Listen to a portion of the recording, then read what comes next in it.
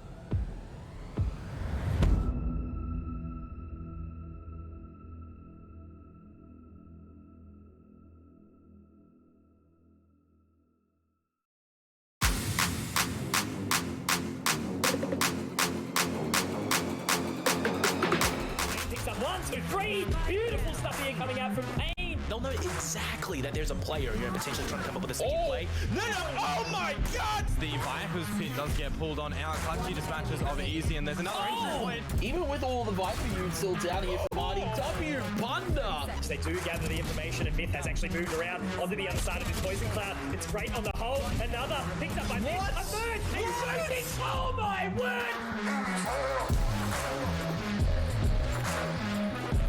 Ladies and gentlemen, hello and welcome. We are finally here after a long year. It is now up to the Oceanic champions of Valorant. I cannot wait to bring this all to you. But for now, my name is Mitch Conky Concannon. Alongside me, it is a privilege to be here with Kevin Avril Walker. Kev, how you doing, my friend? Back for one night only, fellas. It's happening. Return to OCE. Return to a Wednesday game. It's exciting. It's exciting stuff, dude. It's been a long time coming, and I'm glad to be on the show. Nah, as I said, mate, it's a pleasure to have you here, you know, finally back on some Oceanic grind. But look, for anyone who maybe has missed or hasn't been a part of some of the previous broadcasts in earlier in the year, let's give a little cheeky tournament explainer for you all to bring you up to speed. Welcome to the Valorant Oceania Tour, a year-long tournament where the best players from Oceania battle it out for cash prizes, a place in the North American Valorant Champions Tour, and a shot at the global title. Players can compete in up to 3 stages consisting of open and closed qualifiers and regional finals, each with their own AUD $10,000 prize pool. By placing high enough, they'll accumulate enough championship points to be one of the top 8 teams fighting for a shot at the OCE Championship, where the prize pool doubles. These 2 top teams go on to the North American Last Chance Qualifier, with the winning team invited to the Valorant Champions, where the world's greatest compete to be named 2021's Global Champions, winning an as yet undisclosed prize pool and true gaming glory. For more information, head to LetsPlay.Live/VOT. 6 open qualifiers, 6 closed, 3 stage finals, and now it all comes down to the absolute clutch here for the Oceanic Championship. But of course, alongside that comes some extra prize money, which is of course what we're going to be looking at on the screen now.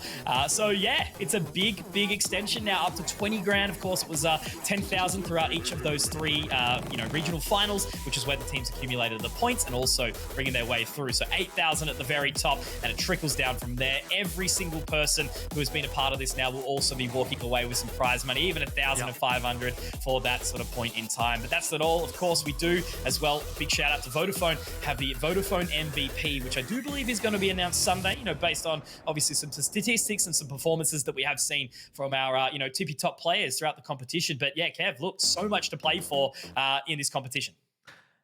And there's something extra to play for here, Mitch. There's one very special prize right at the tippy top. Yeah, the 8,000 is very good. The 4,000 is excellent as well. But you know what? I think what teams are really interested in here, what they've been playing and waiting for 5+ months for, is to get into NA Last Chance Qualifier. The opportunity to go overseas, get into the Last Chance Qualifier to maybe have a shot at champions. That's got to be the end goal for all of our top teams, all of the teams here, all 8 of the teams that have made it this far, that have qualified into the final stage. The chance to go international is, I think, what every Woz player dreams of doing. Absolutely, and that's going to be 10 teams, obviously, inside North America, 8 from North America. Do believe there's been some, different seeding and competition rankings, but then our 2 that are going to be going over there, as you mentioned, all the way over to North America, into that international stage, and it's LAN, Kev. So I cannot wait to see what is going to be performing over there. But to give you guys a bit of a rundown on who our top 8 are that are going to be contesting for those 2 spots, here it is. So clean, right at the top, it's Order, of course. You know, they have had such a good run. I do believe only being felled one time by wildcard, and that was twice in the stage 2 regional finals, but from there on it's been really hard to determine who is 2nd, 3rd, 4th and 5th. It's been even out towards 6th where Bliss sits right now. It's been such a interesting contest around that mark, with only Order kind of sitting as that really top strength. I think wildcard in second place as well it should be a fairly comfortable position at the moment. Obviously, they like to be first. They've beaten Order before. The wildcard are ideally still in the top 2 here, based on what I've seen, based on what I've heard as well. Wildcard is still one of those top teams. They would still be that next favorite after Order to make it to the last chance qualifier, or obviously Order come in as our top seed for good reason. They've been our most dominant team this entire year. For sure, and I do believe it was actually Direwolves like just clinching that spot over Vertex right at the very end. So there's a lot of storyline, there's a lot of narrative around this competition so far. So I believe, you know, what an appropriate time to actually dive in and check out what these matchups mean, what the seeding's looking like, and ultimately what the course of the competition. So remember, it is from today through till Sunday. Of course, we're going to have an array of beautiful casters across on this broadcast for you all. There is also a B-sided stream. So today, what we are going to be walking you through will be Order versus Direwolves, and then Peace versus Legacy, and then over on that B stream will be Wildcard versus Nebula and Mindfreak versus Team Bliss. So do believe that's going to be digital and Smash, so make sure you do go and say good day to them as well. But yeah, so this one, Kev, you know, we've got some big games to roll on through, and you know, obviously it's first versus 8th seed, but then also a little bit more of the middle of the pack. So we've got a bit of variety Friday tonight. Yeah, it's going to be a probably opening tough game for Direwolves to take on Order, but to be honest with you, Peace versus Legacy could go pretty close. 4th versus 5th seed. When I look at the seeding here, actually, it's pretty accurate as far as I'm aware in terms of where the relevant strengths of teams are. Obviously, in the middle pack there, especially in the middle pack, a lot of teams can beat other teams just based on who shows up the day, right? So we got a week of this moving forward. If this is your week, if this is where you've decided to show up and where you're peaking, there's an opportunity to make upsets happen. Yeah, no, for sure. And like, what an upset, right? Being able to go over internationally, represent our region. So that's why we need everybody firing on all cylinders and driving forward. But without further ado, let's introduce those teams. Of course, we have Order. It's a familiar bunch of faces. We've seen them all. And again, only failed once. It was 2 different series, the best of 3 and the best of 5 grand final in the stage 2 regional finals. And it was a hot wildcard who were taking the through. The roster's a little bit different now since the addition of Maple, but these guys don't really need an introduction, right? They are, you know, masterminds from the Counter-Strike scene, including Maple, and they have just been tearing house throughout the Valorant scene for the entirety of the year.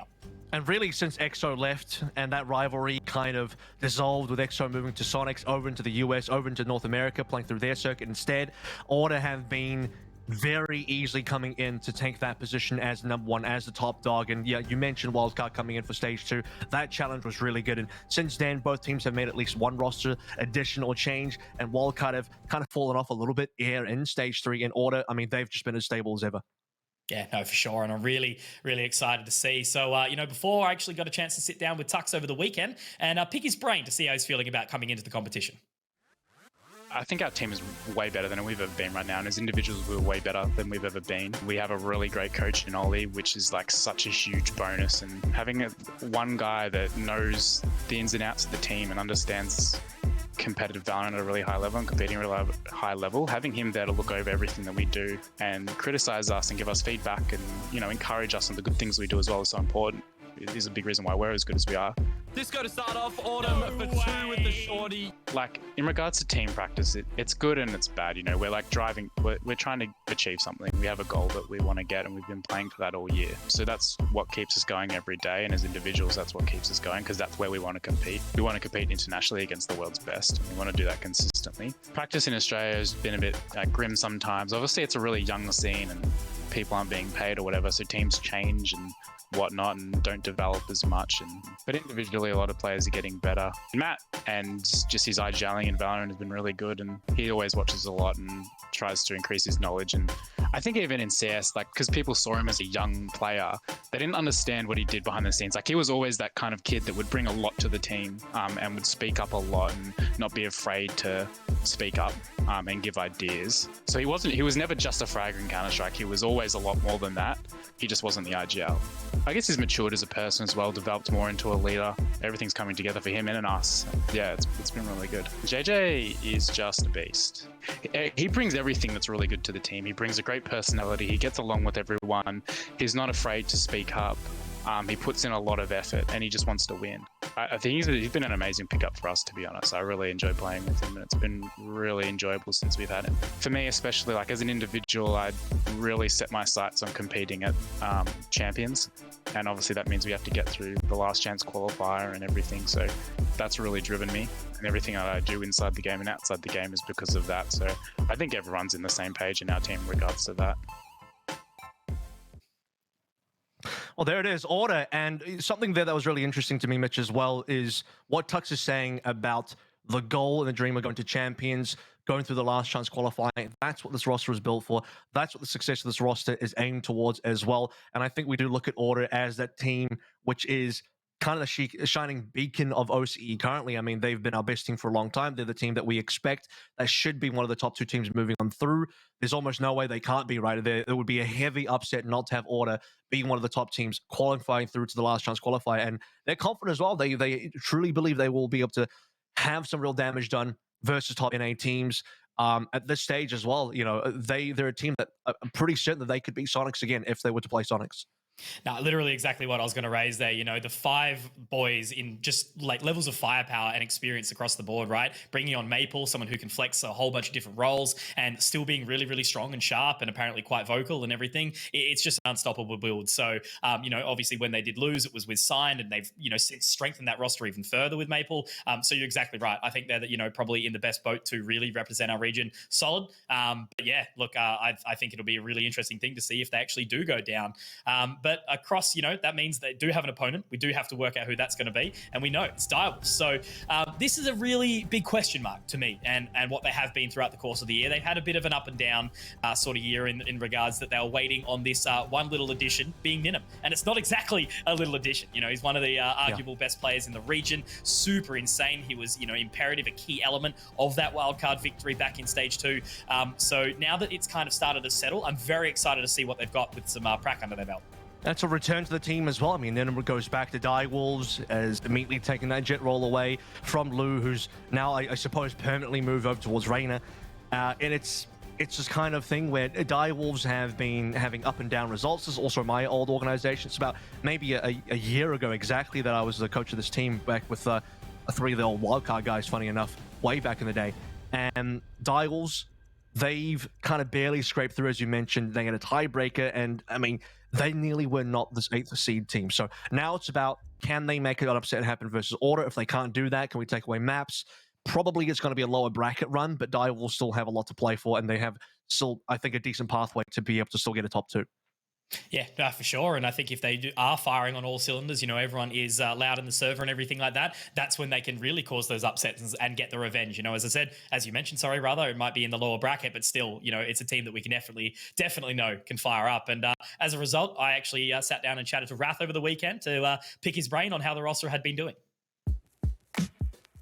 Feels pretty good that all the work we put in throughout the year with the rough like rosters and stuff like that, and all paid off in the end, I guess, and we got the final shot. So yeah, we're hoping to give it our all and see what we can do.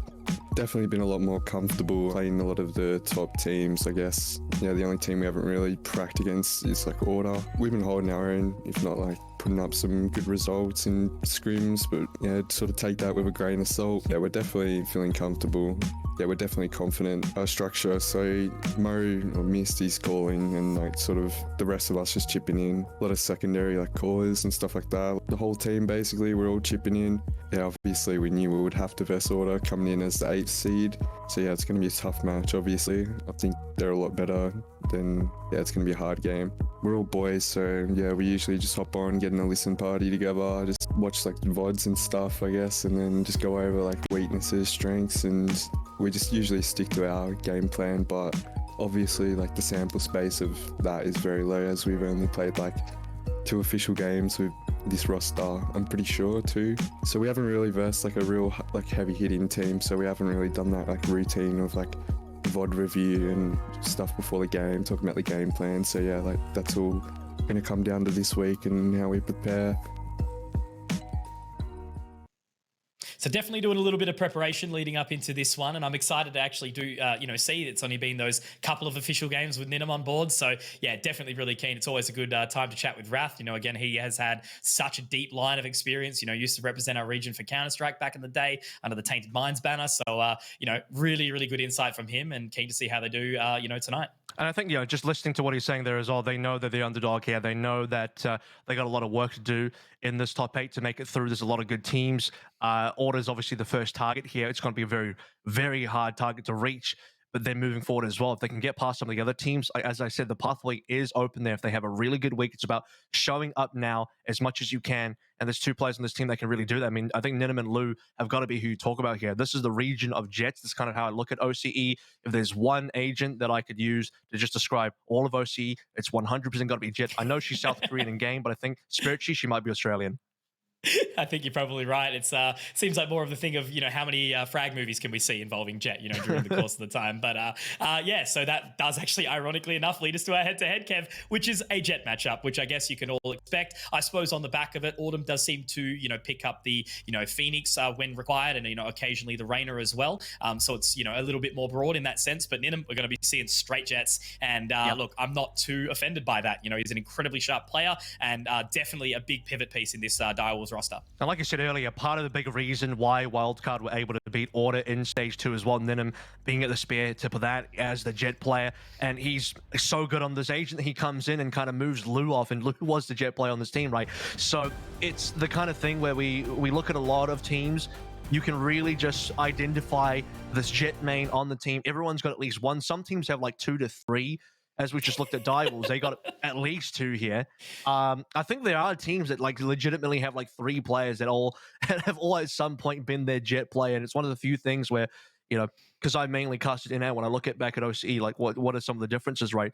I think if you were to pick one agent for NA that like encompasses what it is, it's probably Rainer. Here it's definitely Jet because there's just so much Jet. It's very good Jet, but it's very Jet focused. Yeah, no, for sure. And it certainly can, pull some spicy things away. But then how many times will you see, them get like 1 or 2 frags and then they keep pushing because they want that highlight, and then eventually it all sort of starts to fall apart. But regardless, it is exciting. It makes some really, really flashy Valorant for us. And, on the back of that, why don't we segue in and check out what the maps are actually going to be? Because I saw them before, Kev, and I got to say, I'm pretty excited with this one. Starting off on Breeze, Icebox second, and then leftover will be Ascent. So Order, obviously, it's an interesting one in the sense that they moved away a little bit more from that split now. They used to be super heavy handed to try and pick that one up and use it as kind of like a trump card.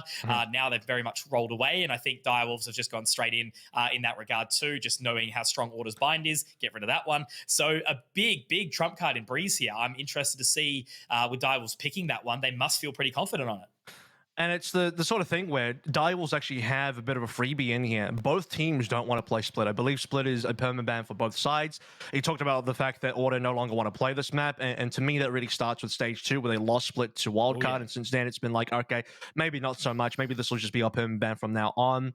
As you mentioned, Direwolves did take away Bind, which is probably Order's best map. It's the top 2, one of the top 2 best maps in there. The next best map for Order after that is going to be Icebox, which there's no surprise. That's going to be their map pick. But the interesting one, like you mentioned, is Breeze, because it's kind of a, wildcard. No, not the team in terms of, what the feeling of the term wildcard being that neither team has a lot of experience. They've got like 2 total official matches each on this map. So it could just be pocket strategies for Direwolves coming on through, trying to take Order somewhere unfamiliar. Who knows? No, for sure. And I think that's going to be very much, driven around what agents we're going to be seeing on this composition. Breeze still being in a very, very interesting stage, I guess. It really determines what they're going to pick out. I'm sure we'll probably see the Viper. We're definitely going to be seeing the Jets. But yeah, I'm kind of like easing back into this one going, I don't really know what I'm going to expect. And I'm kind of happy to just let it roll out in front of me and determine what actually is going to set us up, not only for this series, but also kind of the rest of the night, right? We talk about this one being quite one-sided. Potentially, Order, by all means, should be dominating and straight out the gates with this one. But look, if they've been putting some crack into Breeze, that might be like a big wow factor. And I think, why don't we do exactly that right now? Check out these agents. Going to be looking in. It's going to... Okay, cool. Yep, the Rainer and the Jet for the side of the Direwolves. And then, alrighty, Disco's going to be on that Sky. This is looking interesting, Kev. I like this. And what you're seeing over towards the Order side of things, they've played this composition before. It's pretty standard, even, overseas as well. Like, when I look at Order as a team, they remind me the most of a team that kind of follows closer to an NA meta. They're the type of team that has that more of style, a little bit more structured as well. In fact, a lot more structured than the majority of teams in Oceania. And willing to flex their players around multiple different roles. Sure, you got some staples in here. Autumn will most likely be on the Jet across the board. Maple's most likely going to be on that server, taken over from Signed server previously.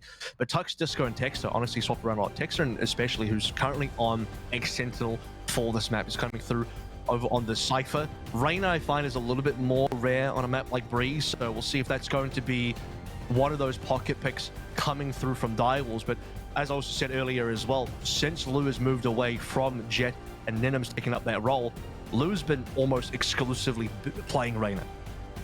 Yeah, and I think it's a good opportunity for him.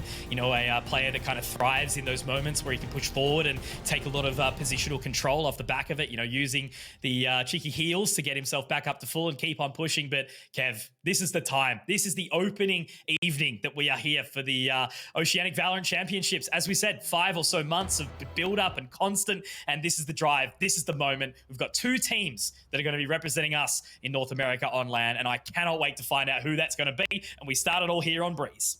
Round number 1, Direwolves defending, Order on attack. Obviously, because it is Direwolves selecting the map, Order have selected to attack first. Full ghosts across the board here. So they got to get quite aggressive over towards B. Very standard. Viper wall being put over towards B right up the front. It's going to be elbow control being taken first from Autumn. Very big amount of pace. They're looking to wrap on the way around now. The Hawk will go through. Missed. Is he going to be ready for it? Not quite. Texter will be taken down. Raph now has to try and find the swing. But that's going to be the site taken very quickly. Disco's also felled Lou in the process. And just the last 2 members now wrapping through. Ninim is able to find one, but that spike is going to be planted. Texter testing the waters over towards spawn a little bit there. Receives a couple of shots. That's going to be the only casualty for Order so far. Could have been a flawless, honestly. It was a 5v3. Very healthy with the members of most of the Order squad. There's Direwolves now. Swapping over a couple of these sheriffs. Ninim would love to find a tap, but he's on 13 HP. It's not looking good. He will ultimately go down. Tuck's left in the middle area. And we'll drop down Pain. So this is a good start from Order. As you mentioned, pretty close to flawless. But I think they're going to be happy to walk away with that one site. Relatively clean and free and taken. And that'll be a great opening here. So free sheriff upgrade for Autumn here as well. Straight away into the buy. He's taking no chances here. Bulldog Spectres full armor buying down to 0, so Order want another clean round. They don't want to take too much damage. They don't want to drop any weapons here either. Direwolves obviously not going to be forcing the defense. They're not on the attack just yet. A couple more sheriffs online for Lou and Ninim. 2 fraggers here. So the 1 taps are what we're looking for. If those 2 duelist players on Direwolves can open things up, this is how Direwolves might be able to pull something through still. The damage game. Cruising on through the cave. Toxic screen. Keeping the open space for the time being. Nothing really spotted on the back of the Al drone so far. So really just setting up for utility, but it does look like Order are going to be here pretty damn quick. Good opening frag from Autumn and another from Tux. So business as usual in this second round so far. And, you know, Marshall's just going to completely rip through all these unarmored players. Texter had the flank coming through from Dills as well. Just a couple more members alive. They do have Lou. Now it's just Lou on the sheriff here. So we're looking for maybe 1 frag, a little bit of damage, take away a gun. Not going to happen at all. Order with the 1 tap coming through from Autumn. And pretty much as clean as a whistle here. A little bit of damage onto both Texture and Autumn for the repurchasing armor, but the economy is looking fantastic. Yeah, no, great start. Super strong. And I like that from Order. It wasn't, you know, overly quick. They kind of set themselves up, got the utility down, and ultimately felt their way through on towards that site. No overextensions, locking down the rotations. And, you know, Dunsky, 2 rounds. Now an opportunity, full buy to come in through the Direwolves. Let's see if they've got what it takes. I guess the light shield is going to impact slightly, but just that bonus. And they don't have full shields on the side of Direwolves here, because, I mean, they had a few rounds now, a couple rounds where sheriffs were picked up. Slightly more expensive, not a lot of money left over. They also didn't get kills. In fact, Ninim's the only one that's gotten a frag, and he'll be the first one down. That's going to be painful for Direwolves. Yeah, great opening. Star Fragger and Ninim already down. Trying to get very aggressive, going for that swing. Information gathered, but behind the wall. So ultimately, Autumn just looking to clear out that side. They will be able to get the spike down on the A site once more. Narrowly missed shot. Information gathered, and it's going to be Pain going down. So no real activity from the Direwolves as of yet. Autumn, My God. Okay. This is a bit of a tear right now. Wrath with 1, but he's going to find 4 more. Oh, congratulations, Direwolves. They've officially doubled up and now tripled up their kills. That's 3 on the board compared to the one they started out with, and Texter with the flank. Has the angle, gets the free upgrade. The rest of Order will do exactly the same here. As, I mean, the Marshal still doing a decent amount of damage, but sorry. Marshal now being handed over to Lou as he'll be buying up. Direwolves are in a bit of trouble. That round 3 was very important for them to be able to walk away with kills on. Yeah, they get the 2. They can't stop the plant. It seems like Order's aggression on either side of the map so far, but definitely on A on that last round. They just completely walked over Direwolves, and it was very difficult for them to get any sort of response. Wrath, if there were a few more members alive surrounding Wrath, maybe the couple kills would have been able to turn things over to a 3v3 on a retake. Here, now we're just looking for 8.5 buy.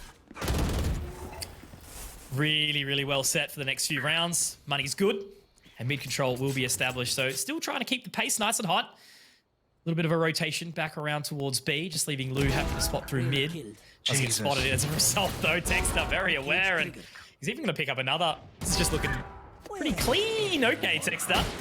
Go for it. Why not? Dash Also away. safety. Clean as you like.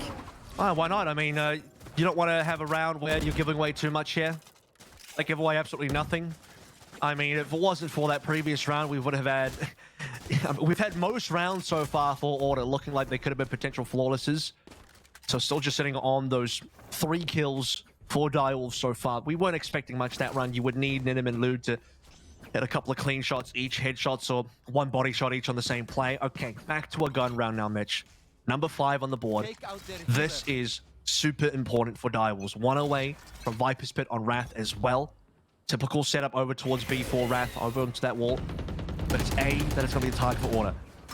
Yeah, a bit more aggressive, trying to lock that position down early, but the Sage Wall has already been destroyed. Toxic Screen not really going to mark off a whole lot, but now they do start to pick up that pace. The aggression from Lou here might be a big factor. He's already on the flank. Doesn't look like he'll be spotted. There should be a timing here. Lou should be good for a couple of kills. Seekers betray him. Seekers have revealed this positioning right there, and that means that Order are prepared for that flank. Or at least they should definitely be aware now.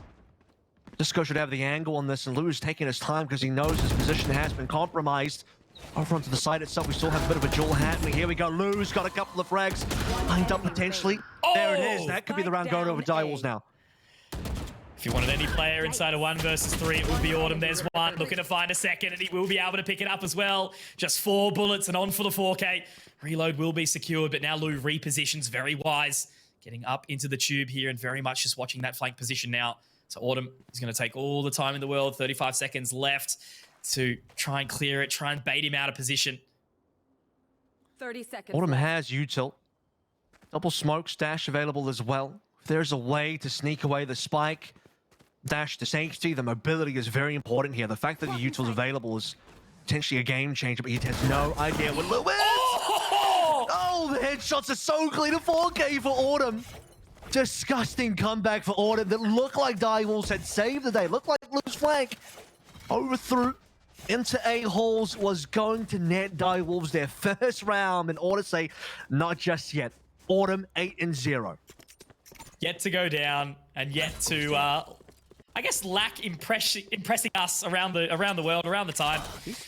You know, known as one of the stars of the region, and that is exactly why. It plays it super smart. Just the crosshair placement as well up towards the tube. Very well played by Autumn. Now you're in trouble again if you're die-wolves. Guardian Marshals, the purchase here.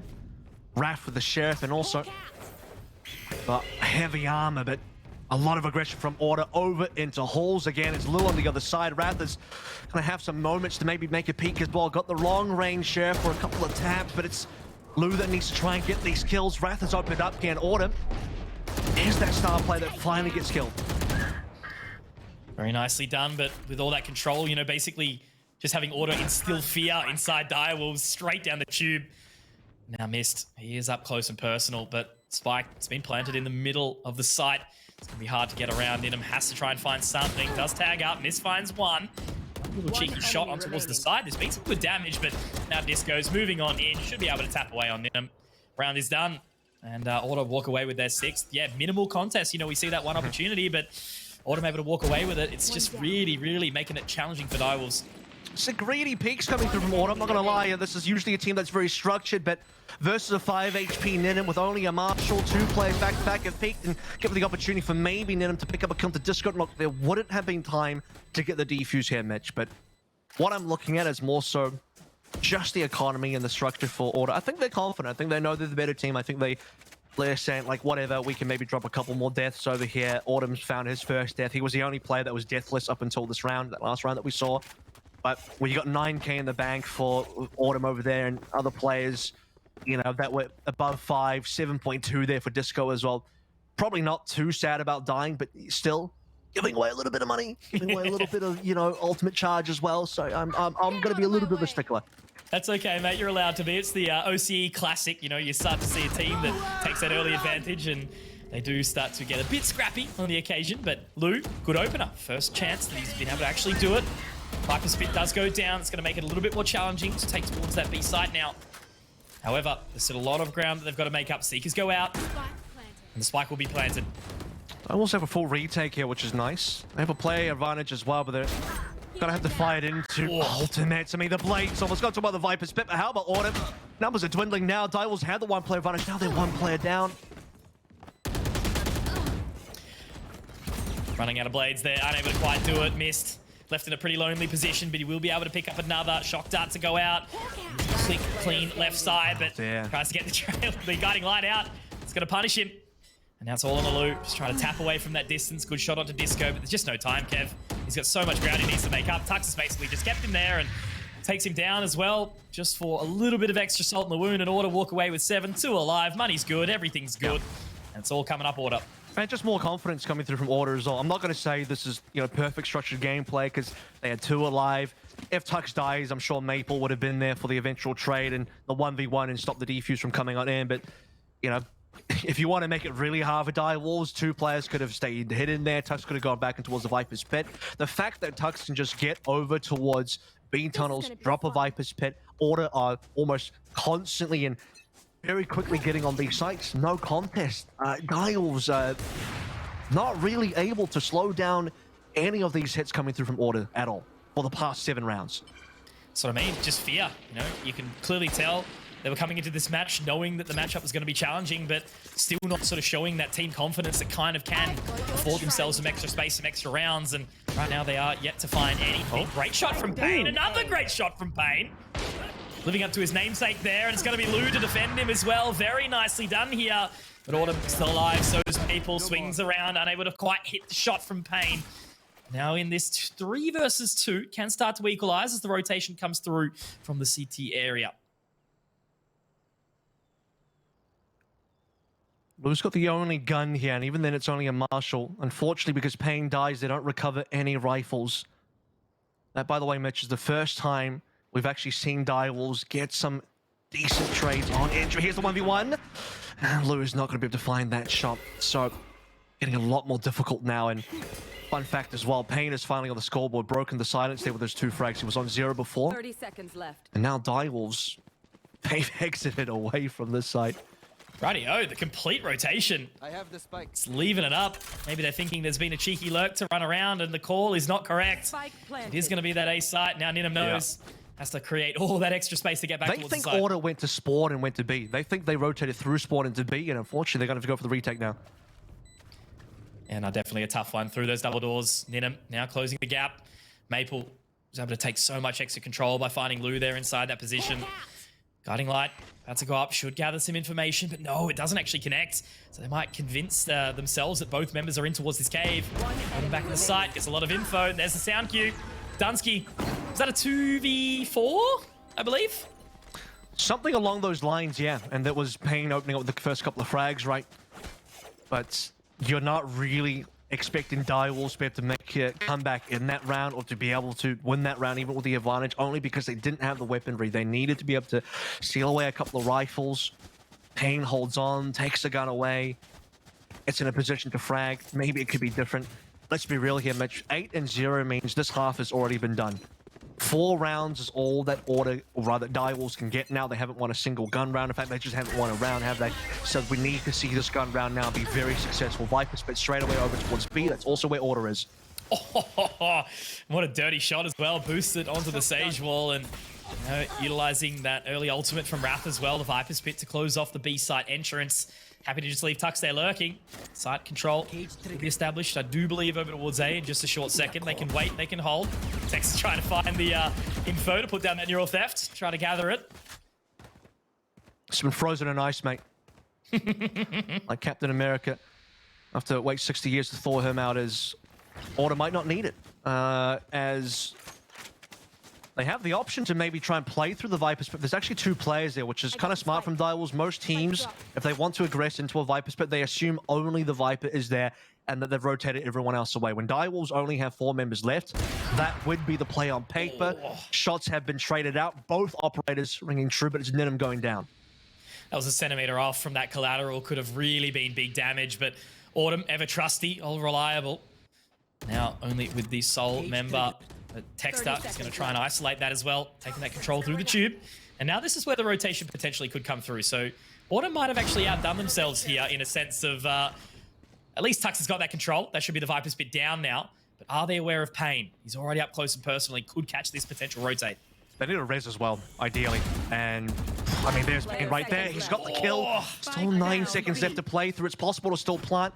3 versus 1, mind you. So Mist will be coming through now from Defender's spawn, but Plant will be free as there's plenty of members of Order alive, ready to defend. And Mist has got such a tough job to do. His angles line has been watched by Order. The slow peek on through. The shoulder is going to be the tap. Rip it right off, and Order 9-0. A pixel's all the man needs to take him down. Autumn continues his streak. He's been a little bit slower last couple of rounds, but that's just because the rest of the team has been doing plenty of work. So yeah, no real massive signs of life right now from the Direwolves as of yet. There hasn't been any sort of convincing moments throughout the part. You know, there's they double down from Pain, but then the second order slows down the round. There's been a couple times, Mitch, where they had close rounds. You know, they took the numbers down. Let's talk about the fact that Autumn, I can't remember which round it was now, a little bit early on. It's all blended together. You know, when you got 9 rounds, it's domination. It's kind of all blended together, mate. But in the middle there somewhere, there was that Autumn clutch where he got that 4K, ended with that beautiful shot into Lou on top of A Hall on ropes. That was the closest round for Direwolves so far, given to them by the fact that Lou had a fantastic flank. Now, since then, not much to write home about. Last round was a gun round. Operator and Playtech will find contact on towards Mist, who has no idea he's there. And finally, Tex has found that corpse he's been looking for. The spam no longer needs to come through. Disco collects another as well. Should be able to spot out Lou nice and easily. Caught off guard in the distance.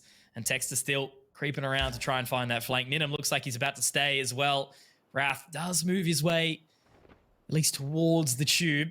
Now the footsteps have been heard, so Tex is going to get another one nice and easily. He will indeed. Now Wrath, all he can hope for is a frag, but, you know, flawless for round number 10 on the board for Order. Certainly making me a bit concerned for the rest of the entirety of the series. 10 rounds and 10 deaths per player on Direwolves. Look, they've gotten frags, and especially Lou, who, again, made that play. Wrath had a couple of taps on that Sheriff earlier. Pain as well in that one round over towards A, got a couple of taps.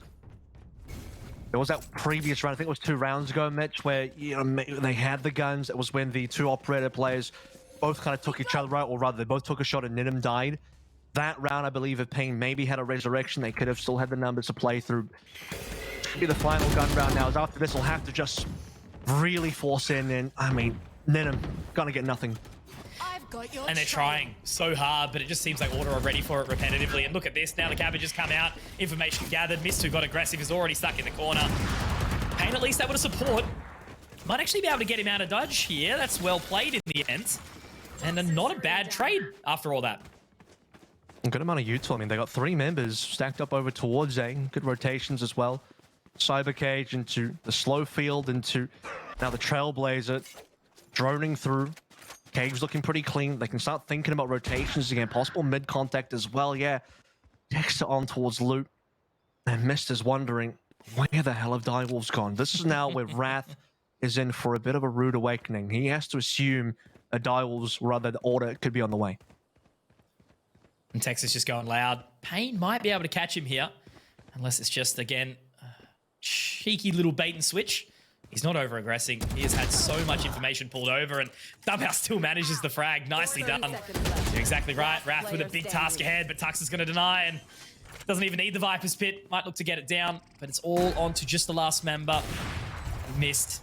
Cabbage is out. The Seekers will be able to at least find one, but no self-heals can come out. He's only got 20 points of HP to do it. And 1 flash as well, up against 2 players. Hunter's Fury is there, so the insurance policies are all on top of right now. You know what that means, Mitch, I'm sure. As one I've left the office for the day, Kev. Don't do this to me. I've sat you down in your home office for a bit of Valorant. Yeah, pretty much. As you know what? Order. It's another day in the office for them. 11-0 right now. About to clock out. So looking like 5 p.m. just here for Order. It's getting there. Getting a bit And they're dark. about 2 to more go play rounds left to golf. go. They've clocked off at 3 o'clock, giving the rest of the jobs to the juniors. Cheeky little 18 holes in the afternoon. That's where they're heading at this point in time. Autumn's about to hit that 18 holes. He's 4 off. Yeah, not 2 too dead bad. so far as well. So Okay? excellent stuff. And mind you, Autumn didn't go down until I think it was the 4th round as well. Yeah, correct. And just that 1 versus 3 to rub salt in the wound. Good opening pick here from Lou. Recovers the Vandal now. Maple. Might actually be able to pick up Raph here off the back of it. They've gotten very aggressive. He does hold firm. Holding true. Peeking from Ninham. Will meet his demise though again as Autumn makes his way closer. 15th hole now. Still a man advantage for the Direwolves, however. Oh, Texas thought he was really sneaky there as well. They knew he was still hanging around. As the Cypher does like to lurk, and you see Wrath get away with that play, the 1 versus 2 as well. He's been tagged up. Maple falls. Texas respects it, doesn't push through the smoke. And then they hunt him down. This has got to be the best round so far for Direwolves. If there is one round for Direwolves to win, Mitch, it's got to be here. But we've seen Autumn clutch up before. You can't count Autumn out. And Direwolves, time's on this. You know what they should do as well? They should push that body of theirs and get that res. A 5v2, I think those are pretty even odds. For sure. But as you mentioned, it's 30 Disco seconds and left. Autumn. Still remember when they first did join the Order roster a little while back. Lots of fear instilled into many a player. And now it's that build-up. Door will be opened by Luke. Doesn't quite peek through as of yet. Autumn is going to start to fixate his view towards the position. Needs to be careful, but there's Disco with 1. Already catching out Mist now. This is where the pressure does start to amount. They've got to rotate in. That's a great shot from Wrath, but can Disco get the job done? There's a second. Kev, he's really putting them to the test right now. The Empress goes out, but it's not enough. That's going to be the Seekers. The res comes out. This could be more. It could be everything, but it is denied. And Direwolves, they say not today. And they will be able to get the defuse. A round's on the board. It's not going to be the dream. There we go. Celebrate, man. Yeah, you can go for drinks now. Direwolves, well done. It doesn't matter. You know what? The rest of the map doesn't matter anymore. They got what they came for. They got the 1 round. Took them 6 members to do it. But they needed the res. Like I said, they needed the res in there if possible. And oh my god, Disco nearly turned it around. So I was sweating bullets. I'm sure Direwolves are sweating even harder than that. My god, it still comes down to a 1v1, eventually a 1 versus 2. All right, Pistols come back again for the next half. Saved a little bit of face here for Direwolves. I'm sure they're already thinking about the next map, as our Order. We'll see if it's a little bit more business as usual for Order as they look to finish out the rest of the map. Just that sweat that starts to pour out immediately after the first frag. But I think they can shift forward, try and forget about that now. They've got their round.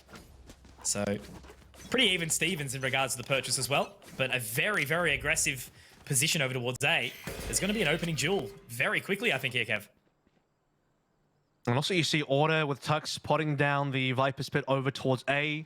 I think most Vipers do play, not the pit, rather the Toxin screen I'm talking about here, is they mostly put it over towards B. And then with a quick shot of the Tux as well. That's the 5v4 that Direwolves desperately need. And there's the damage done onto Autumn as well. Ninham being low, but the heal can come through. Autumn still manages to get away with 1 onto Mist here. And he's still so aggressive, 7 points of HP, but with that Sheriff, 1 bullet to the head. In the end, it is going to be the peak around with the classic. Wrath finds him. There's still opportunity here, but Disco gets 1 more, and so's Maple. Somehow bringing it back to this 2 versus 2 here. Lou will start to get the heal back out, but the Guiding Light gets the info. But now it's all on a Maple. 8 points of HP. Has to try and hold firm. Recon in 5. Clean. Not bad. It's the Rhino advantage. That's what you would hope to happen for Lua. That's a bit of a dream start for Lua as well. Get some frags, heal up, overheal while you have a ghost. Plenty of health to chuck through. And a 1 versus 2 and Maple is on 8 HP. Would have to hit a disgusting headshot. And now, still leading by 9 rounds. Direwolves, I mean, just recovering 2 rounds I think is great for the mental. Like, let's not discount the fact that if you were down 0-11 here, getting 1 round is already like, okay, phew, we can do this. Getting 2 is like, all right, maybe a little bit more. Order right now walking down with like 5 people, by the way. All stacked up. Oh, when are they going to do it? When are they going to make it And they're all happen? There's spotted. the Guiding Light, and they're going to start the push. Will Lou paint clear up? Looks like he might get a couple, but he's going to get overwhelmed, and this is where it starts to get dicey. Lou At least there with the Marshall. Not going to get another no-scope. Disco makes it scary. They certainly lost a little bit too much there against 5 Classics, but they get the round. Yeah, I mean, there was an opportunity there. Maybe, you know, if you can land all the headshots on the Spectre, you get a complete spray down to one of the most narrow parts of the entire map. But only ends up being 2 alive. Chill though, they'll still be to buy up. Not really playing a bonus here, Mitch, as you see 3 members buy down to, what, 350 or below. So you can get those Vandals in play. A couple of Spectres have been retained from the previous round. Obviously, it's going to be full rifles inside of Order. And that does mean that, I mean, if you're Direwolves, you kind of do have to play for every single round. I don't think you can afford to play a bonus, so this does make sense.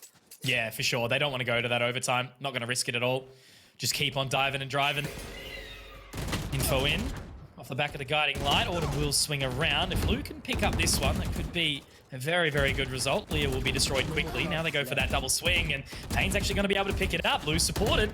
Texter still tapping away, trying to connect with something. And it looks like Disco's actually going to join the party as well. Another Leah. Disco does collect. It's going to make it tough. Wrath gets a good trade, and over the top, Tux finds another. So much contested inside this mid position. Disco gets another. Kev, everyone's falling apart, but at the exact same time, look at where Ninum is, all the way over towards B with no spike. He's about to get spotted. Yep, there it is. Trailblaze on him. He's been stunned as well. Should be lights out in a moment. Speaking of which, the guiding light, right, vulnerable. And Direwolves in a 1v3 where Order don't have to do too much. Order can just kind of chill here. They know exactly where Ninum is. They can be there's the pretty runaway. lean on the util if they want to. Ninum's got to be the one walking on towards the spike. We're looking at 12 currently. Left. And there's the heal too. The regrowth comes out, gives them the space. Tux peeks for the info, starts to pull the attention. Ninum gets one, but no more. Massive round from Disco. Joining the party and gets a little bit of a boogie down there. I'm a little surprised Direwolves wanted to match mid that hard. Okay, you look at Order, they've got heavy presence on mid. I think a lot of teams attacking would actually say, well, if they're putting heavy presence in mid, that means they have vulnerabilities over towards B, over towards A. Let's pressure the extremities a little bit more in terms of A main, B main, see what we can find, because either we're going to get an easy push over on one of the sites, or it's going to force attention to come on over. Order have to abandon mid, and we can take that mid control. The fact that they decide to play in towards mid ended up costing them a lot of lives as Order just stacking even harder and harder and harder. And it's a choke that Direwolves have to try and push through. And now we talked about them not wanting to allow Order to get to 12. 12 is exactly where we are.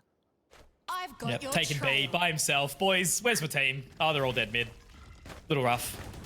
But yeah, last ditch effort. This is the chance. They want to get moving. And it's going to be the Empress pop for Lou as well. The Decay going to take him down rather low, but does afford a bit of a heal up. And Payne looking to get aggressive. Does get over towards the other side. No way! And look at how quickly they fall. Spikes down. Unfortunately, I don't think there's a whole lot Ninum can do. He manages to pick up one, but it's going to be Maple to get the trade. And okay, it's not a 13-0. It's still not the result that they were looking for. They picked Breeze. They tried to go for a gamble, but Order were just so ready for everything that Direwolves threw at them. I mean, the last few kills there, they were like shots through smoke even. Through the cages, just spraying through on the pyramids. Pretty sure that this is going to be the path that Direwolves will take. Take a bunch of vulnerability damage and, you know, toxic damage walking on in. And they get cleaned up pretty quickly. It's good effort in the middle. I mean, they got those 3 rounds, right, Mitch? It's a decent effort. But overall, you see the 11-0, you know it's over. In fact, you see the kind, I think you see like a 6-0, a 7-0 even. In that stage, you know it's going to be pretty one-sided. Yeah, nah, for sure. So it did go the way that we were kind of expecting. You know, it was one of those two things. Direwolves have the question, are they going to look red hot? Are they going to take some rounds? Or are they going to fall begging to Order? We see exactly the latter right now. And as a part of that, we're going to take a break and we'll be back not too far away with Icebox. So guys, get a drink, check out the B stream, and we'll be back very soon.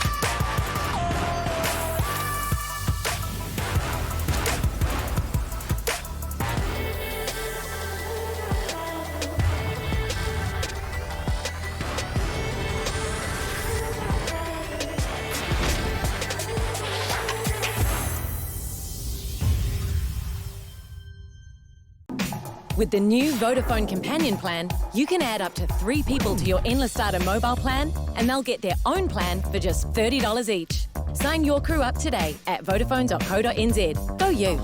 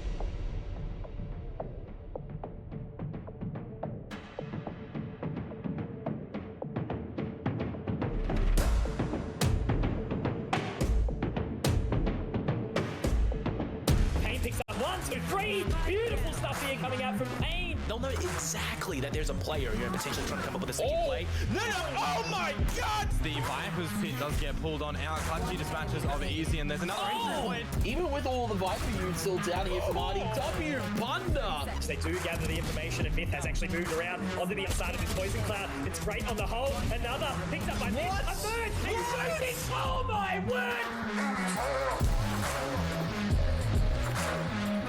Ladies and gentlemen, welcome back. This is the VALORANT Oceania Tour, but this time it's the Oceanic Championships. And what we have just witnessed is a bit of decimation on the side of Order, taking down the Wolves. And unfortunately, they are howling their way into the next map, which is going to be Icebox. That's the pick from Order. So yeah, Kev, thoughts and sort of speculations around what we potentially, could be seeing into the next one off the back of that last map. Yeah, this is like the boy who cried wolf, except that just like the boy wins. So just very quickly, the Wolves have been dispatched straight away, very easily.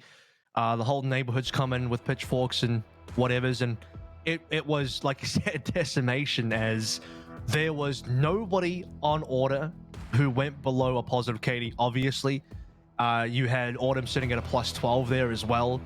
200 ADR, just disgusting stuff coming on through. To be honest with you, it's not all lights out. You know, it's not all completely bad for Direwolves. Lou started to show up towards the M now, was the closest person to reaching at least a 1.0 KD with you. He ended at what, 12 and 14 on that Reyna.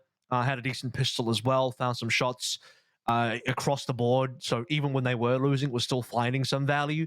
Not the best showing for Ninim, who's, I would say, probably the other star player on the team, and maybe like the star player on the team, especially on that Jet. Kind of got outmatched by Autumn. And yeah, okay, there's going to be a lot of rounds where he's not going to have the same equipment, but there were plenty of rounds where he also had a sniper, where he also had the operator, where he had those 1v1s versus Autumn. It seemed like Autumn, for the most part, had his number. Yeah, no, for sure. And I think the main thing is, when you're looking at Order, I think around your commentary and the fact that all players kind of showing up, no one going below that positive, that's quite a regular occurrence for them. It's business as usual.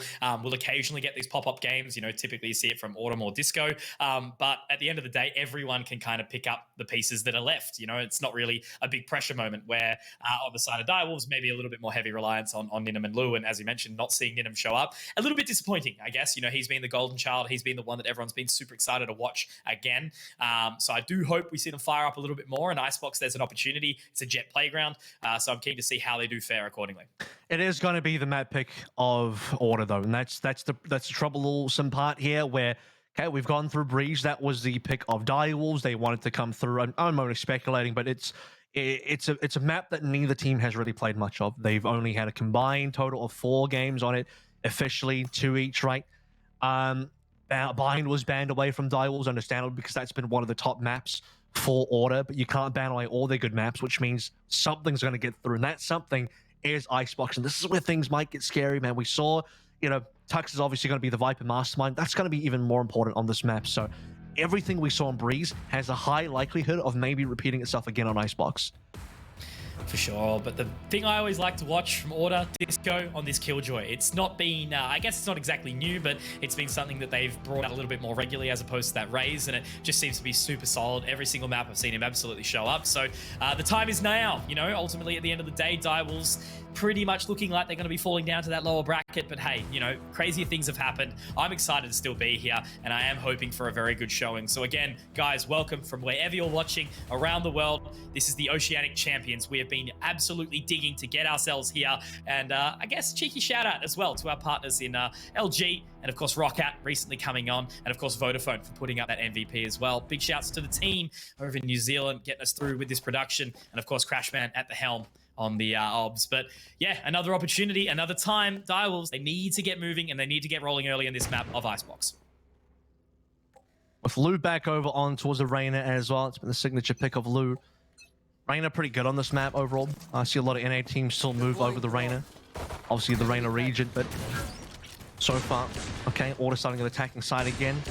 A lot of confident aggression coming through. Now, when we watch Breeze, same little sorts of areas, Direwolves kind of fell flat here. They couldn't win the 1v1s, couldn't get the damage in. It's going to be revealed Wrath straight away. Lucky to get away with his life for now. He's so low, and he will ultimately be taken down as well by Texter. Great move in, so much utility early on. And Payne, he's already been taken down very, very low. Autumn actually manages to find another onto Mist as well. Lots of wild shots, but, not many connecting for the Direwolves at all. Minimal damage dealt onto the Order side, and that spike being down. It's going to be a tough retake, and they look so scared to do it. Payne's on critical HP here as well. Direwolves need Lou to pop off because he's got that one lair. Has the opportunity for a heal up. They reveal everybody. They know that Order are there, but can they actually walk in? That's the troublesome part here. At least one kill will go over the way of Ninim. And now he's all on his lonesome and will be taken down. So it's another clean pistol round here picked up by Order. 4 alive. I believe it was a like for the opening round that we did see on the pistol on Breeze as well. Yeah, almost identical. an investment into the Sheriffs, but that's about it for the time being. And maybe a bit of an over-investment. You know, Pei and Lu, it's going to be a tough round when they do go in for that full buy. I think if you're playing the Reyna, you want to take a little bit more of a risk. Usually it's like a Ghost plus a Lair here. It's just going to be another Sheriff. And you're not quite forcing. For the second round here, it's going to be somewhat equivalent to like a half. I mean, it's an upgraded pistol round, isn't it? So looking for some long range damage. They had some success on that on Breeze with Pain and Wrath finding a couple of frags. Order once again, full confidence, rolling through B, 5 stack. Toxin screen down from both sides. Already falling away to a position where they can get that spike planted. Sage wall down. And with this toxic screen, it's going to force them away. Information gathered off the back of the recon bolt once more. But they're pretty happy to just ease off. Disco holding the flank, sitting back yellow. And the chaos will shortly ensue. Direwolves needed to have done more damage than this. Unfortunately, they couldn't really stop the plant at all. No snake bite. Ninim will get a kill, so that's something. They need to ideally pick up a couple of the Spectres on the ground. It's just looking like a cleanup, mate. Direwolves have been completely been folded. Put away, shelves, order. Still just dropping that 1 member per round. So it's not a flawless, but I mean, it might as well be. It's only Ninim picking up frags. So they have been able to afford at least the Vandals. Looks like Mist will be able to do the exact same. And assuming Order's going to be relatively happy to just maintain this bonus. Look at the cash. What's Texas going to be looking for here? Just the Sheriff. So everyone around that sort of 2k mark, a little bit even more so, above 3. So they're happy. They're sitting pretty. If they win this round, that's going to be the pacing. So the exact same really set up from Breeze. That's another situation where Direwolves just really can't slow down these pushes. So Nidim's going to take advanced positioning. And that's what we've been waiting for. Nidim's doubled up. He's gone from 2 kills to 4. That's 4 kills total for Direwolves, and just a little bit of forward pressure will suddenly turn the tables, and maybe a little bit more as well. Number 3 on the board now for Nidim. Floating across like a ballerina. That was incredible. Just a cheeky little wrap around the recon bolt. Getting the double up on the heads. Gotta be super sharp to hit those. Blues found 1. So it's all on a maple. Very, very successful counter to the bonus round at this point in time. Order have been allowed nothing. And if they remain flawless here, Nidim with 4, what a god tier round to get us started. And Order, sure it's going to be a reinvestment, but at least Direwolves did that. There have been myths, legends told of Nidim maps, whether he gets these plus 30s, these plus 40s, these plus 50. No, that's taking a bit far, but you get the point here. Yep. Where he goes full Sicko mode, and we're starting to see a little bit of that. Direwolves tanking the game into their own hands. Too many rounds, not just here, but mostly on Breeze that we saw, where they kind of roll over and die. They sit there on the site, Order come in, Order frag up, and Direwolves lose the round. That's it. Here, for the first time, one of the few times, Direwolves get a bit more aggressive, take some forward momentum themselves, take away a little bit of space, and they get massively rewarded. Poor Mist, all on his lonesome here. Wall goes down. An immediate spike plan. Order, once again, just super dominant with their objectives. Able to find that. Recon bolt goes up. Will be destroyed, but it's going to be a tough retake coming in now as they start to wrap around. Nidim revealing himself quite early there, and that's going to be most of Order actually coming back. They don't want any more of that. They felt the pain of Nidim. He's like, all right, well, Nidim got them around. We'll take them down first. Remove the biggest problem. So going into the re-entrance, unfortunately, 1 leg of Exoda here has gone down. Wrath starting to swing around, might be able to spot out Texter up the top, does get the dink across Pain. Gonna live up to 1 more, getting the frags, swinging around, Lu. Be able to pick up 1 more, but it's been just a little bit too clean. Order much better on their crossfire setup, and really unscathed in that position. You know, losing 2, not exactly a problem when you're able to force back in such a strong way. So another buy for Direwolves. It's gonna be weakened slightly, but Order again, not scathed, not really thrown by the big performance from Nidim in the 3rd round. It's another round where Order just kind of go into site for free. They get a free plant there, no real resistance. And most of the times, that's been egregious when Direwolves have actually had a presence on the site. This time it's a little bit more unlucky. Like you said at the start of the round, it was just missed. Rest of Direwolves were flanking around, and wow, okay, well, Nidim, he got aggressive once over towards A. Got something from it. We'll get another frag now.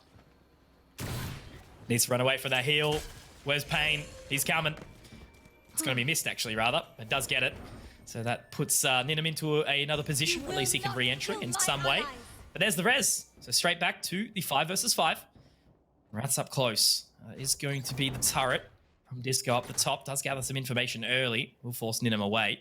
But I guess there's been a rotation as well, so they're happy to leave Disco lurking.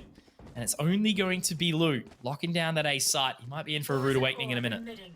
It's the kind of thing you need to see from Direwolves, just to have the capability to go for an opening play, have Ninum find a frag, back out with his life. Okay, yeah, okay, it gets res.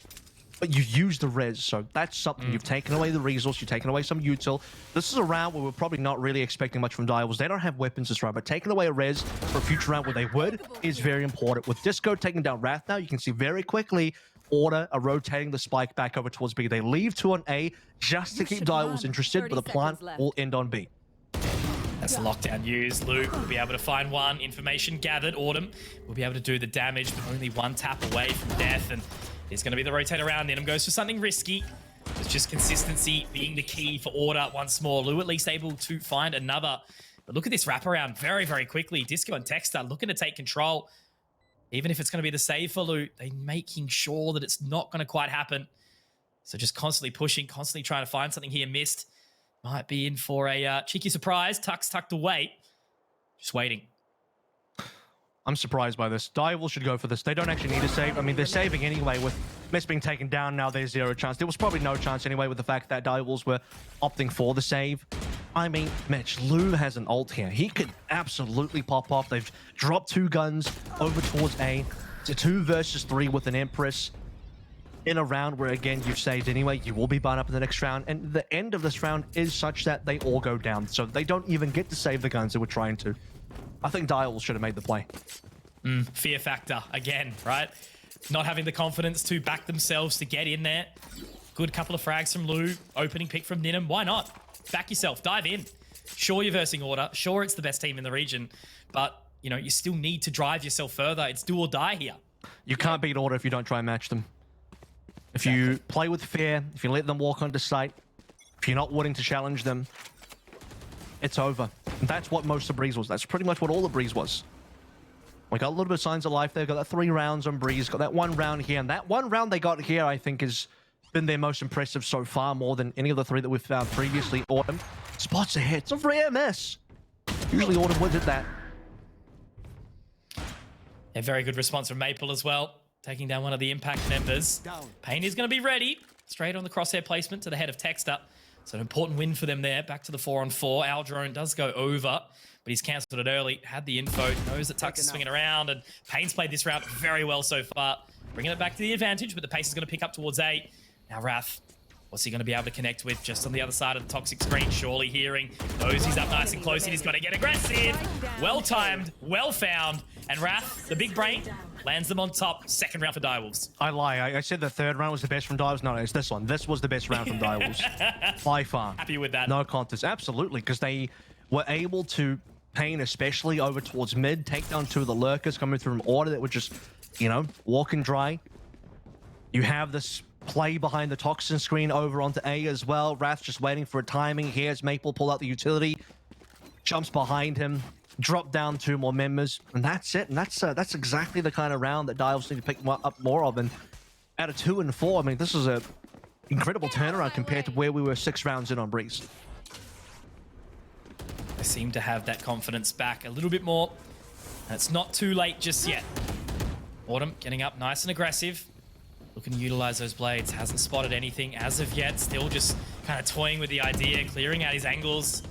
Doing his due diligence, and he's going to be allowing that spike to get planted as well. Once again, 5-on-5 retake, full force, and Lou does get an opening. Viper's pit though, and the spike has been planted. Look, Direwolves can still clean up here, and they definitely look like they will. Outside of maybe Disco causing some problems. There still is an ultimate available. Maple has that Hunter's Fury, and Direwolves are starting to drop members now.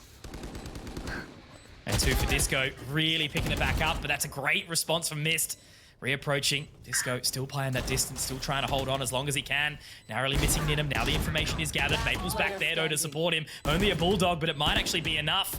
Very, very low here. Just has to shoulder. They both have to get onto this one. Ninum gets aggressive, but he does miss the shot. And I think Maple's actually found the time. He's got the Hunter's Fury, and that is absolutely phenomenal in a play. Just waits patiently. Even shoots his other one over to the other side, and there's no time. Very well done from Maple, and he lives on. Ninum goes down. Yep. That's going to be the operator down as well. Expensive loss there for Direwolves, where they start well. But the biggest problem still to date, outside of, you know, the round that we had a couple rounds ago, back, what was it, number 6 over here, where they were able to completely stop up the Order gameplay. I think Order have pretty much been able to plant every single round. Can't quite remember on that round 3, don't think they did there, but aside from that, Order have been unimpeded. I mean, it's another situation where they go on towards A, they get almost a free plant that Direwolves failed to be able to slow down. It's a 5v5 retake, which is, okay, it's good numbers for Direwolves, but it's probably a better situation for Order.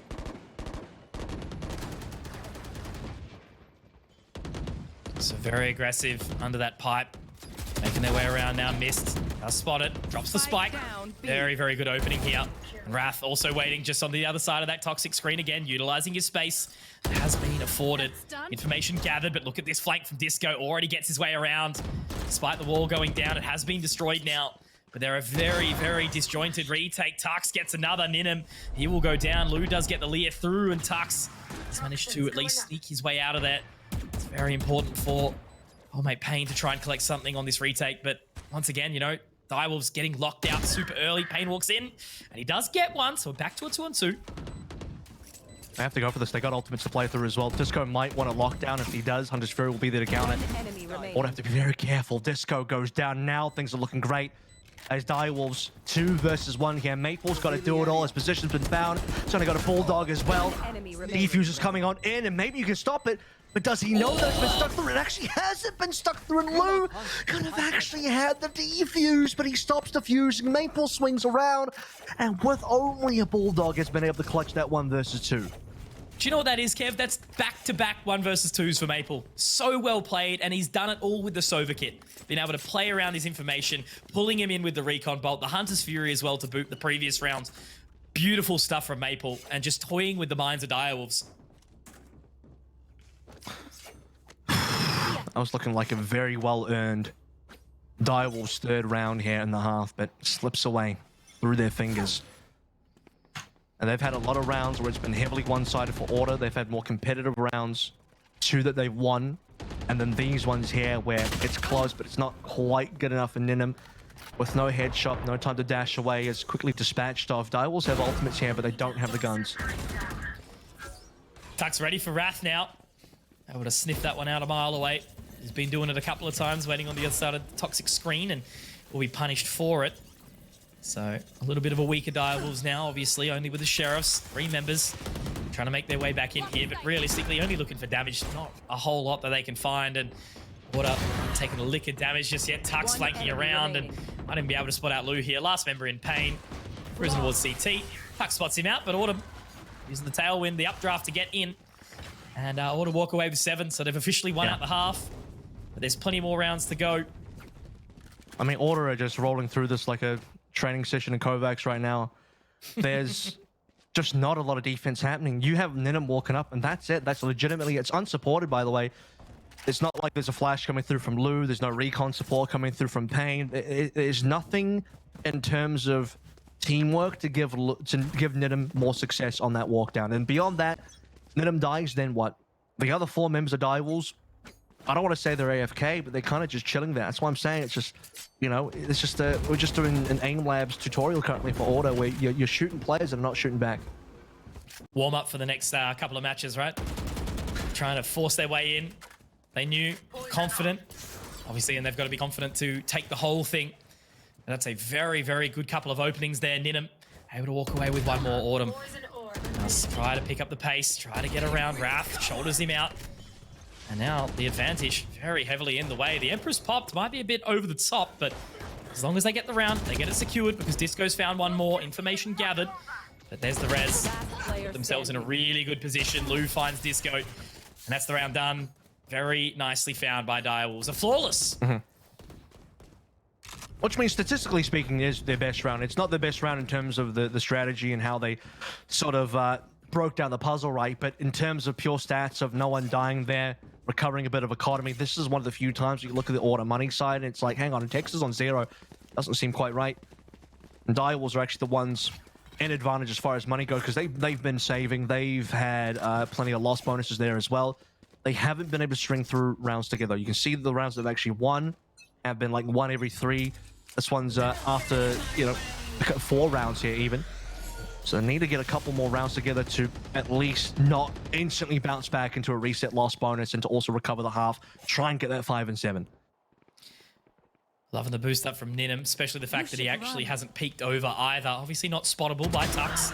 Now he does see him. They need to Punished very straight down. Yep. They're so good. So good at finding this space. Lockdown destroyed.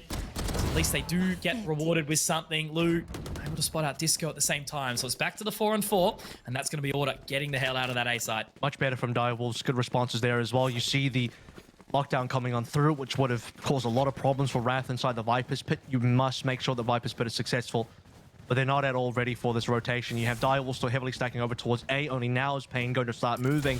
It's too late though. Viper's Pit from Tux being dropped down. Mist would have to stop the plant, and Mist, I think he's got to go on. He's got to risk his life here.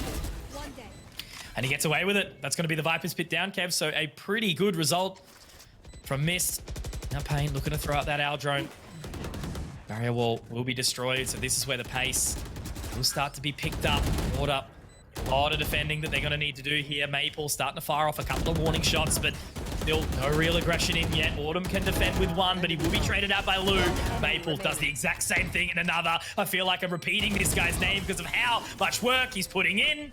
But it will be text to the close. Order 8 rounds. Punishing back the Wolves. They might have had an opportunity to re-entry there. Missed it a lot, but it wasn't enough.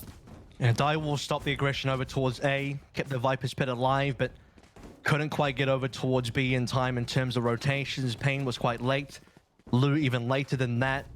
Mess at least dropped the Viper's Pit coming through from Tux, but post-plant very successful for Order. Fun fact, by the way, and this will be for anyone who wants to, as a little bit of a Easter egg to roll back on that round, but the Viper's Pit on A dropped by Wrath was actually kind of in the shape of Australia, minus Tasmania, obviously.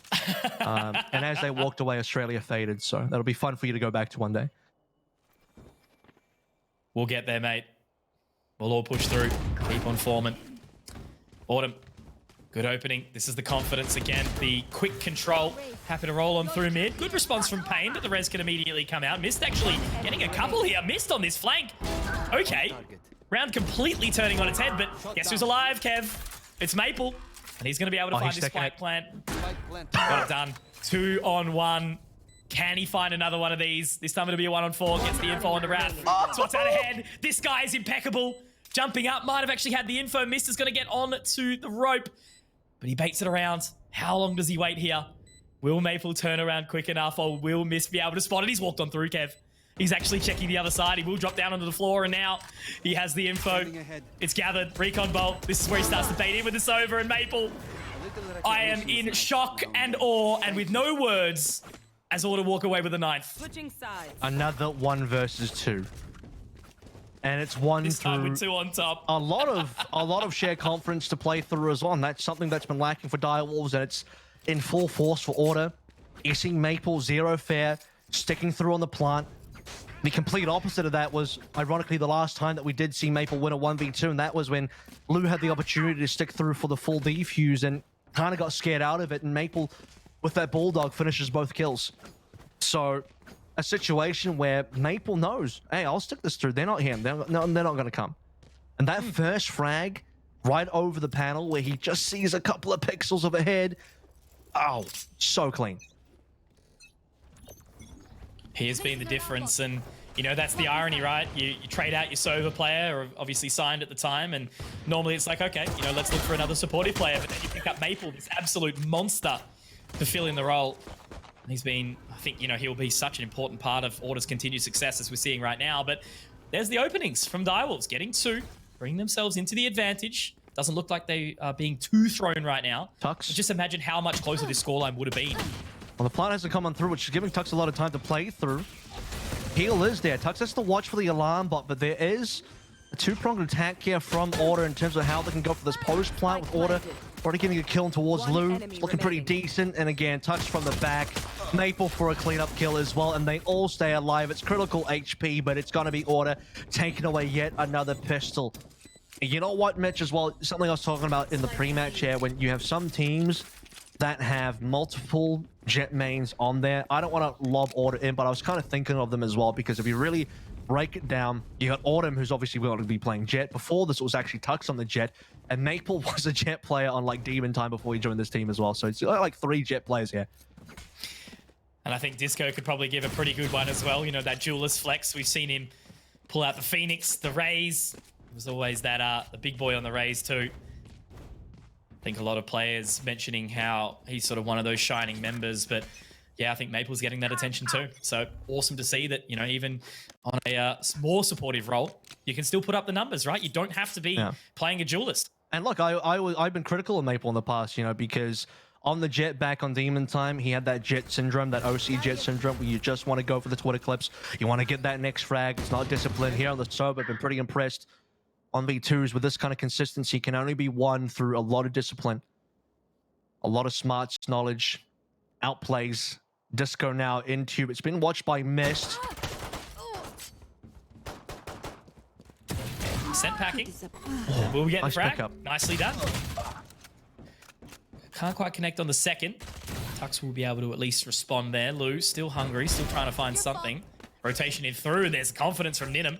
Will be very caught off though, so has to cruise away. Can probably no. Mister's got the heal a little while away, so has to wait a bit more. But at least that advantage is still there. So despite the pistols, despite the gentle force in, they're still putting in some good numbers and a little pepper from the frenzy there. You can see how reserved Owls are. They haven't made good moves over towards the site yet, and only now when it's like, oh, it's 4v2. Yeah, maybe now we should probably start heading over towards the site. They haven't even placed down their toxin screen. So Tux will be up for a huge 1 versus 4 as you have Autumn on the way over. They've at least got the Spectres. I think there might have been a couple of gun upgrades on the side of Direwolves as well. They haven't planted yet. There's like barely any time. Honestly, Order can win this right now if they can just prevent the plant. But Ninham and Wrath, all right, they'll finally get the shots in there. Crisis averted, but man, Direwolves, for what was a 4 versus 2 situation, I'll even go back to the 4 versus 3 that they had, played it very reserved. When in the exact same spot for Order, I think they would have had the confidence just to go on through. Nicely done. Exactly the round that they're kind of looking for, you know, with those sheriffs. And Ninham with 3, so dragging himself back up towards the top of the scoreboard. You know, had such an explosive opening and did quieten down or cool off a little. Poison orb emitting. So now Order are the ones struggling for money as I was picking up that round 2. Really, really huge. Shoulder spotted. No headshot though from Autumn, and that'll be the dash expanded as well. Ninham will get a bit of a warning shot fired his way. The respect B for now. And still reserved on the toxin screen. A lot of Vipers I see do place the toxin screen early just to kind of mess with the other team in terms of knowledge. The problem is if you place it late, it's more than likely you are going that way. I mean, you can fake it, but you can do the same thing by placing it early. So we'll see what they do want to do with that, as currently Order are stacking heavily over towards A. A little bit of info spotted there, and that's going to be the rotate immediately from Maple. Autumn's ready, and that's a Vandal down, Kev. And now this is where, I guess, the moments we see Autumn shine on the regular. Does manage to get the wall down, though, Lou. Transfers the shot across, but can't quite find that secondary head. I'm just going to wait for the toxic screen to go down as they settle for the post plan. Oh, got to be careful there. Wrath actually barely manages to find Autumn, who was looking for the ponytail and missed. So 3 versus 3 here. Direwolves should be in a good position. They got the guns, they got the post plant. Order have limited utility here. Very low HP for Maple, so hey, maybe if it comes down to a 1 versus 2, he'll be on critical, just 1 shot away. Tap onto that defusal now. I'm just trying to toy with it, but it is getting a little bit too hard now. Pain finding another, slowly chipping away. No real opportunity. They got to get moving. It's got to be now, and it will be missed to find the final. Dire will start to close this gap a little bit more, but will we be seeing another buy-in from Order here? That's surely no, of course. Just another eco to face down, so at least Direwolves have given themselves that space. Order forced in the last rounds. They had the Sheriff, the Spectre, and the Marshal balled down to 0. This will be the proper eco now. They'll have to respect the economy. Okay, Autumn will pick up a Marshal. Okay, I see the gun discount that came on through the 3.0. I understand. It's like maybe you can find the 1 shot. To be fair, Autumn was pretty sharp in that last round with the Marshal. If there's an opportunity on an eco to have some sort of hero play and bring it back around on one person, can be pretty worth. Order now will be stacking 3 over towards mid and walking down. Lou's got the eyes on it though. There's that opening tag, but Ninum, he's already over the top. Now this is where he thrives, does do some further damage. He's lost a couple of blades in the process, man. and oh my word. Ninum getting a little bit of a taste of his own medicine. I do believe the jumping classic right click is dubbed the Ninum Peak, so there we go. Well done, Maple. Destroying the turret now. But yeah, look, one classic, a free weapon, has sent the entire Direwolves roster packing. That's gonna be up to Tux.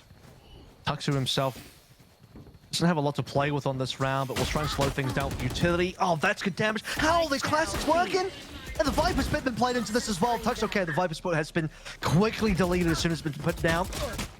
Disco as well will get another kill. To be fair with you, mate, it's 2 versus 2 when Order had 4 classics and only 1 Marshall, and Direwolves, they dropped 3 members here, and they, I think, walked through with actual full rifles. Let's have a little look-see. Yep, there it is. Money's up. Will it be the operator? No. Happy to sit with just the Vandal again for the time being. So yeah, definitely dicey. Certainly not what the doctor ordered for Direwolves, but at least they've still got plenty of cash in the bank account supporting them. So it's definitely getting interesting though, Kev. Yeah. Like I'm not kind of upset by this match. You know, Direwolves can potentially even walk away with their heads held high, even if they do continue to go down. This is a good result so far. Let's see if they get can a couple more. String through. Yeah, exactly. Let's see if they can string through a couple more, especially, you know, when they're only got a gap of 4 currently, and they got a gap of 2 in the 5v3.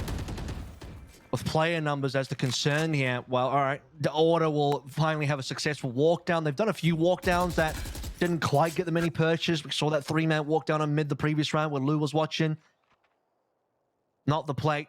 And here, some aggression shown on towards A, and instantly they're going to get a couple of frags. We've just been waiting for Order to get a gun round. It's been strange that they haven't really had one because they had that pistol, lost that round 2, 3, and then 4 in a row to have those 3 rounds taken away. So Direwolves in a tricky place now. They still at least have the toxin screen availability put down 4 ahead if they want. And Autumn says goodbye to pain very quickly. I have the spike. So screen up again. Spike recovered.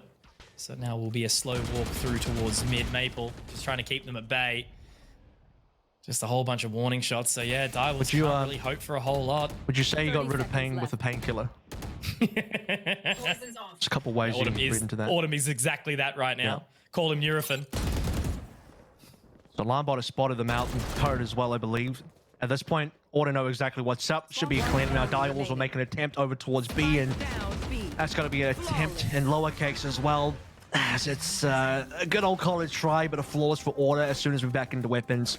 And now 11 on the board. 2 away from wrapping this up and moving through in our double elimination bracket. And Direwolves, 6 rounds has been good, but the gap is extending. So Ninum, the operator purchase, but money's good for Order. So probably can't really be saying the same for the Direwolves. I mean, they're going to invest the last round anyway if they are unsuccessful here, but I would like to see some further presence. You know, that round was probably a little bit too slow. Venom is opping this round as well, but we'll have to work past this toxin screen.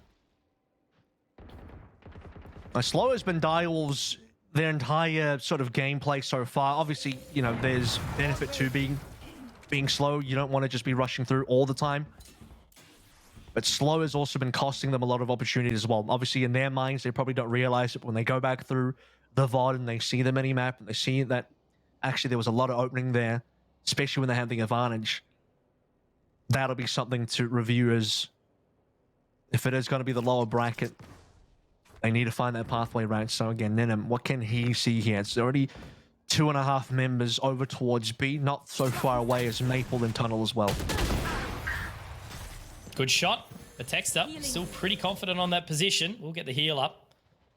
But, you know, it's another thing sort of where Order, they don't go in by themselves. You know, they go in as a unit. Usually setting themselves up for trades. Tuck swinging around to find loot. It's actually going to get another. Wrath good for the trade, but it is now the 3 versus 3. And you know what I've just heard? A cheeky little Autumn ultimate as well. The Bladestorm is now accessible.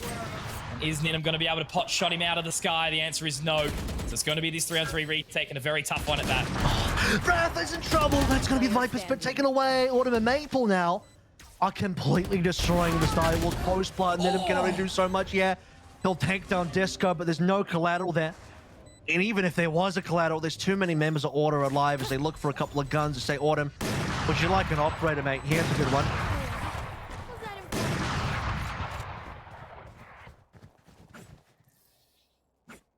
Beautifully done. Not really a whole much else to say. I got 2 words for you. Match point.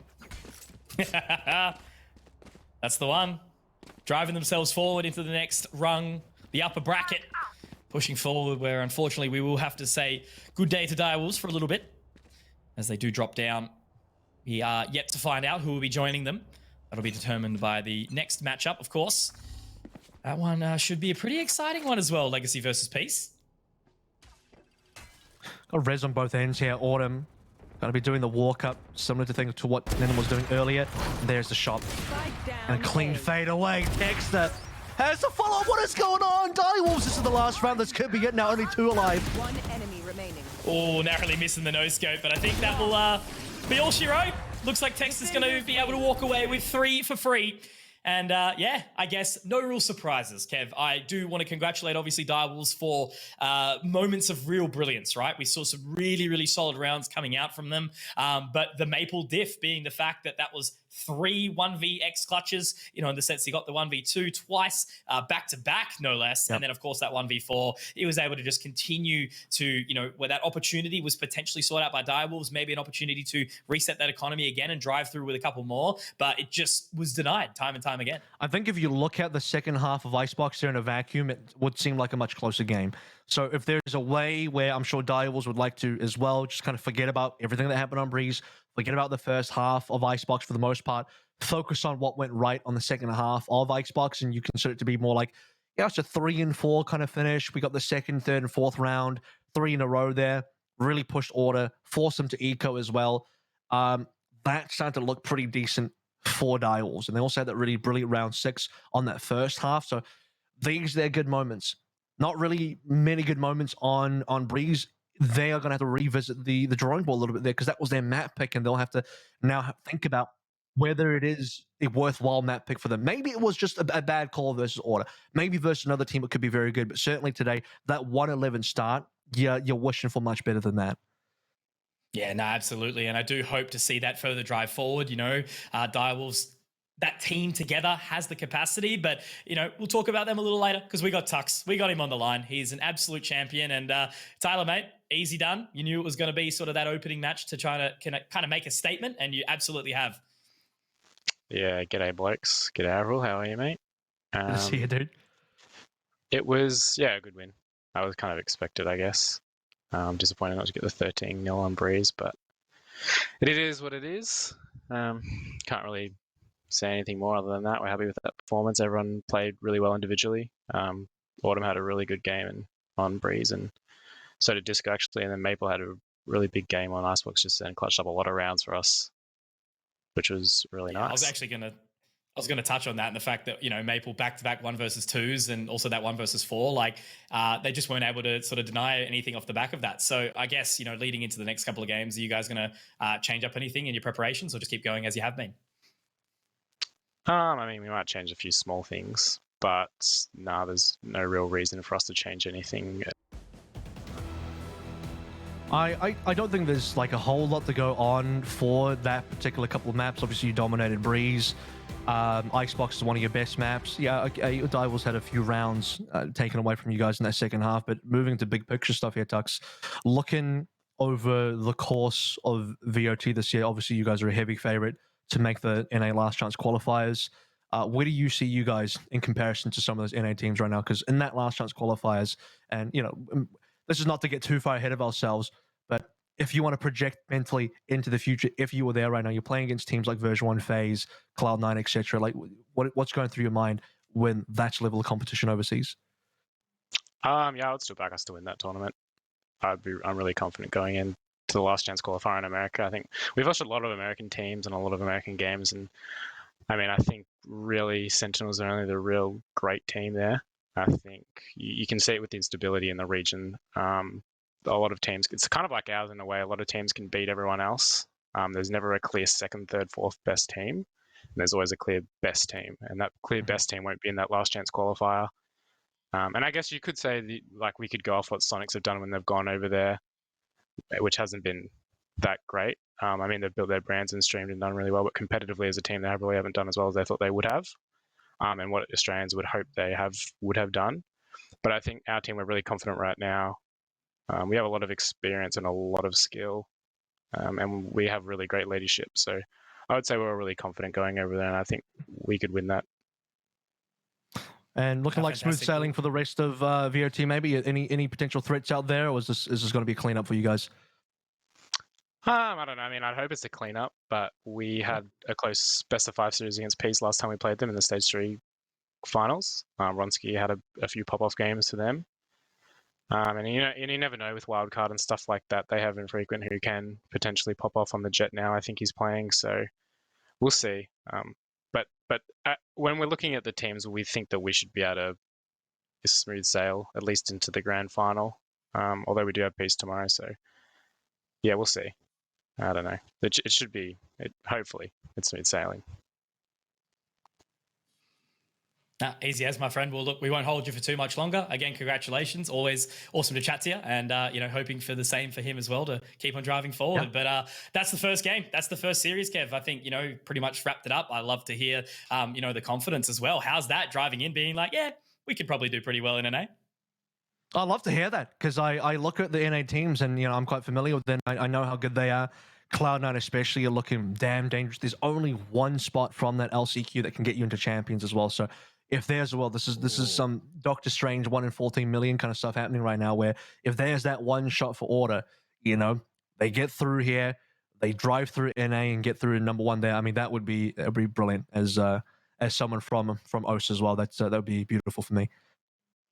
Yeah, no, for sure. It's such a moment, where you really want to back them all and just make sure that it gets there, because it really ends up being that full statement for our whole region, and people all of a sudden go, hang on, that region might actually be worth a watch. So that's exactly what we're sort of hoping for. But hey, at the end of the day, we do see them come out very, very clean on top. They're going to be moving in. I love that as well, that he's already mentioned, oh yeah, we're versing Peace tomorrow. It's like, don't even know the result yet, but he's actually already just predicted what's going to happen next game. I'm like, hang on, that game hasn't been played yet, but well, Tux has said his piece. We didn't ask him for a pred, but he's pretty sure to be Peace coming through. We'll see. Yep. He's been doing his pick'ems, already knows what's sort of happening for the rest of the competition. But on that note, guys, we'll actually try and work out sort of what the go's going to be. I do believe we're going to try and get this match underway for the next, starting up as quickly as we possibly can. But until then, we'll go to a little bit of a break. There's, of course, that B stream that's going to be rolling on as well from the boys Digital and Smash. So make sure you do go check them out. Once again, massive shout out to our partners in LG, Vodafone, and Roccat. You guys are all legends. We'll be taking that break. So we'll see you back as soon as we can with, of course, Legacy versus Peace. Take care, guys.